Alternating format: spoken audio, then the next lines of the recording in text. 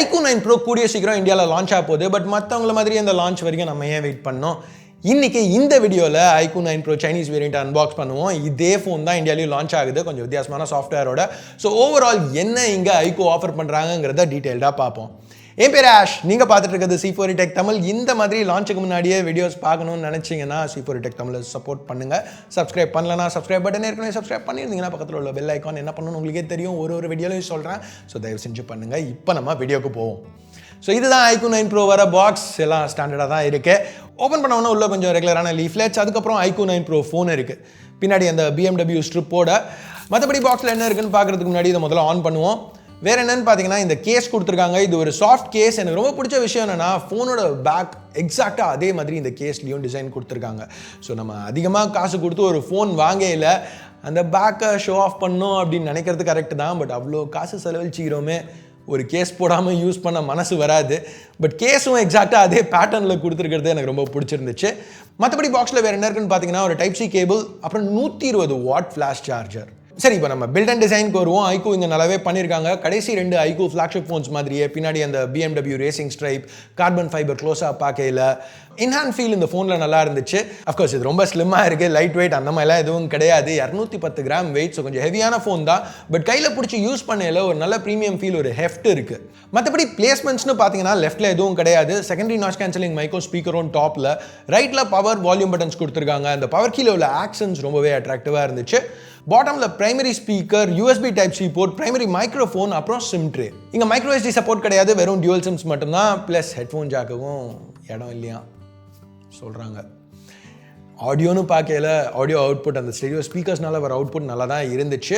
Media கன்சம்ஷனுக்கு இந்த phone நல்லாவே set ஆகும்னு நினைக்கிறேன். ஏன்னா இங்கே டிஸ்பிளேயும் 6.78 inches AMOLED panel, E5 AMOLED use பண்ணியிருக்காங்க. Quad HD plus resolution, LTPO technology இருக்குது. அதனால 120 Hz வரைக்கும் வேரியபிள் ரிஃப்ரெஷ் ரேட் இங்கே ஸ்விட்ச் பண்ண முடியும். ஸோ பேட்டரி கன்சம்ஷன் இதுலேருந்து பெட்டராக இருக்கணும்.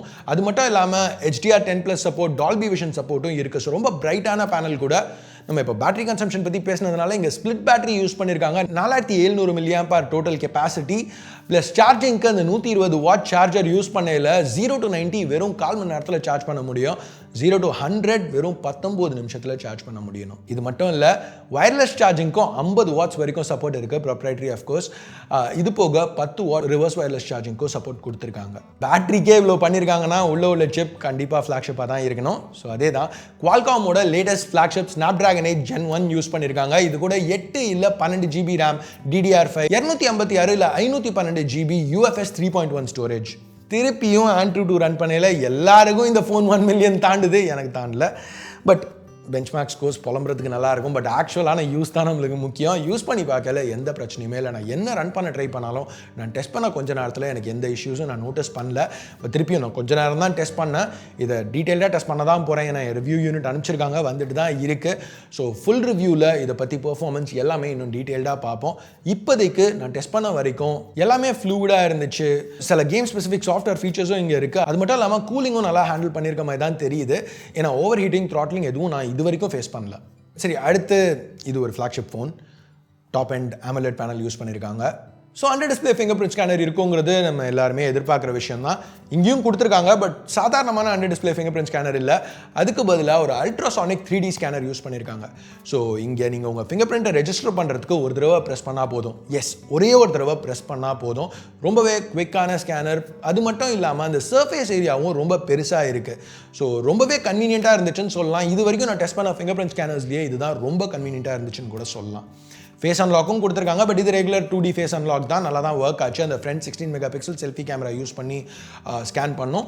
அந்த செல்ஃபி கேமரா பெருசாக சொல்லிக்கிற மாதிரி இல்லை. ஓகே, கேவலமாக இருக்கணும் சொல்ல மாட்டேன், நல்லா இருக்கணும் சொல்ல மாட்டேன், ஆவரேஜான செல்ஃபீஸ். பின்னாடி உள்ள கேமராஸ் இதுக்கு ஒரு மேஜர் ஹைலைட். பிரைமரி சாம்சங்கோட GN2 சென்சர் 50 மெகாபிக்சல்ஸ். இது ஒரு f1.8 கிம்பல் OIS லென்ஸோட பேர் பண்ணியிருக்காங்க. ஸோ இதை யூஸ் பண்ணி வீடியோ ஷூட் பண்ணையில் ரொம்ப ஸ்டேபிளாக ரொம்ப நல்ல குவாலிட்டியாக இருக்கணும். பட் ஆக்சுவலாக நான் ஷூட் பண்ணல இப்போ நீங்கள் பார்த்துட்டு இருக்கிறது 4K 60 FPS ஃபுட்டேஜ். பேன் பண்ணையில் ரொம்ப ஸ்மூத்தாக இல்லை, ஒரு சின்ன சின்ன பாசஸ் இருந்துச்சு. இது சாஃப்ட்வேர் இஷ்யூ மாதிரி தான் தெரியுது, பேச்சஸில் கண்டிப்பாக ஃபிக்ஸ் பண்ண முடியணும். பட் இப்போதைக்கு ஒரு கம்ப்ளீட் ப்ராடக்ட் மாதிரி தெரியல வீடியோஸ். 8K 30 ஷூட் பண்ணையில், அதான் மேக்ஸ் Snapdragon 8 Gen 1ங்கிறதுனால 8K 30 ஷூட் பண்ணையிலையும் ஜிட்டர்ஸ் இருந்துச்சு. பட் வீடியோ குவாலிட்டி அந்த டீட்டெயில் லெவல்ஸ் ரொம்பவே நல்லா தான் இருக்குது. ஸோ ஹார்ட்வேர் நல்லா இருக்குது, சாஃப்ட்வேர் இன்னும் கொஞ்சம் வேலை தேவைப்படுது. ஆனால் ஸ்டில்ஸ்ன்னு வரையில் இந்த மாதிரி இஷ்யூஸ் எதுவுமே இல்லை, ரொம்ப நல்ல குவாலிட்டி இமேஜஸ். இங்கே 3 கேமரா இருக்குது பின்னாடி. செகண்டரி ஒரு 16 மெகா பிக்சல் 2.5x டெலஃபோட்டோ. இங்கேயும் டீட்டெயில்ஸ் ரொம்பவே நல்லா இருந்துச்சு. அது மட்டும் இல்லாமல் கலர்ஸும் ரொம்பவே ஈக்குவலாக மேட்ச் பண்ணியிருக்காங்க.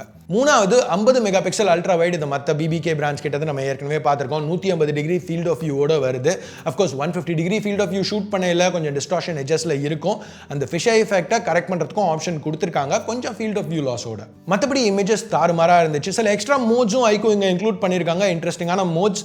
இன்ஃபேக்ட் அந்த சாஃப்ட்வேர்லேயே எக்கச்சக்கமான ஃபீச்சர்ஸ் இருக்குது, பட் நான் அதை இங்கே டச் பண்ண போகிறதில்ல. ஏன்னா இது origin OS ocean global plus Indian லான்ச்சில் எக்ஸாக்டாக இந்த சாஃப்ட்வேரோட ஃபோன் வர போகிறதில்ல. ஓவரால் இந்த ஃபோன் ரொம்பவே எனக்கு இம்ப்ரெசிவாக இருந்துச்சு. அந்த பில்ட் யூனிக்காக இருக்குது, ப்ளஸ் ஃபங்க்ஷனலாகவும் இருக்குது. தாறுமாறான டிஸ்பிளே யூஸ் பண்ணியிருக்காங்க. LTPO சாம்சங் E5 பேனல், இன்டர்னல்ஸும் Qualcomm Snapdragon 8 Gen 1, so flagship best in class. ரொம்ப ஃபாஸ்டான சார்ஜிங், வயர்ட் வயர்லெஸ் ரெண்டுமே.